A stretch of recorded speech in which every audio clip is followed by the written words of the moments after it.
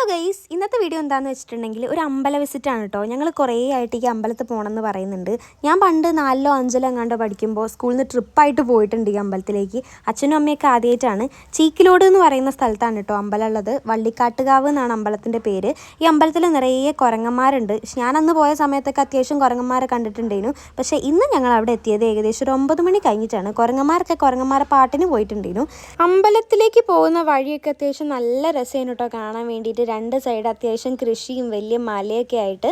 നേരം വൈകി പോയി കഴിഞ്ഞിട്ടുണ്ടെങ്കിൽ എല്ലാവരും തൊഴുത് വീട്ടിലെത്തിയിട്ടുണ്ടാവും എന്ന് പറഞ്ഞ് ഞങ്ങൾക്ക് തെറ്റി. അവിടെ നല്ല തിരക്കേനു കേട്ടോ. ഞങ്ങൾ വീട്ടിൽ നിന്ന് ശംഖുപുഷ്പം കൊണ്ടുവന്നിട്ടുണ്ടായിരുന്നു. പിന്നെ അവിടെ കാല് കഴുകിയിട്ടാണ് കേട്ടോ അമ്പലത്തിലേക്ക് കയറുക. മലേൻ്റെ മുകളിൽ നിന്ന് വരുന്ന ഒരു ഉറവ വെള്ളമാണത്. പിന്നെ മുട്ട ഇറക്കാൻ വേണ്ടിയിട്ട് ഞങ്ങൾ വീട്ടിൽ നിന്ന് തേങ്ങയൊക്കെ കൊണ്ടുവന്നിട്ടുണ്ടായിരുന്നു. അങ്ങനെ അതൊക്കെ കഴുകി മുട്ടൊക്കെ അറുത്തു. പിന്നെ ചന്ദനം തൊടുന്നത് നമ്മൾ കൊട്ടിയൂരൊക്കെ പോയാൽ തൊടുന്ന പോലെ തന്നെ കല്ലിൽ ഉരച്ചിട്ട് കിട്ടുന്നതാണ് കേട്ടോ നമ്മൾ ചന്ദനമായിട്ട് തൊടുന്നത്. കുറച്ച് നേരം കാത്തുനിന്നാൽ കുരങ്ങന്മാരെ കാണാമെന്ന് വിചാരിച്ചിട്ട് ഞങ്ങൾ കുറച്ച് നേരം അതിലൂടെയൊക്കെ നടന്നിട്ടോ. പക്ഷെ ഒരൊറ്റ കുരങ്ങനെ ഞങ്ങൾ കണ്ടില്ല. പിന്നെ കുരങ്ങന്മാർക്ക് ഫുഡ് കൊടുക്കാൻ വേണ്ടിയിട്ട് കുറേ ആൾക്കാർ ഒരു തറേൻ്റെ മുകളിൽ ഫ്രൂട്ട്സ് ഒക്കെ കൊണ്ട് വെക്കുന്നുണ്ടായിരുന്നു കേട്ടോ. ഈ വള്ളികൾ എന്നൊക്കെ പറഞ്ഞാണ്ടല്ലോ, ഊഞ്ഞാലാടാൻ പാകത്തിന് വലിയ വള്ളികളും ചെറിയ വള്ളികളും അങ്ങനെ ഫുള്ള് വള്ളികളും കാടും ഒക്കെയാണ്. നല്ല രസമായിരുന്നു കേട്ടോ ആ വ്യൂ കാണാൻ വേണ്ടിയിട്ട്. പിന്നെ ഈ മലേൻ്റെ ഉള്ളിൽ ഇങ്ങനെ ഒരു അമ്പലം ഉണ്ടെന്ന് നമുക്ക് വിശ്വസിക്കാൻ പറ്റൂല.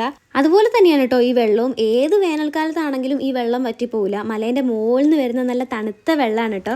എന്തായാലും നമ്മളെ നാട്ടിൽ തന്നെ ഇത്രയും അടിപൊളിയായിട്ടുള്ള അമ്പലങ്ങളുള്ളപ്പോൾ നമ്മൾ പുറമേ ഉള്ള കാഴ്ചകൾ കാണാൻ പോകുന്നതിന് മുന്നേ ആദ്യം നമ്മളെ നാട്ടിൽ തന്നെയുള്ള കാഴ്ചകൾ കണ്ടു തീർക്കണം.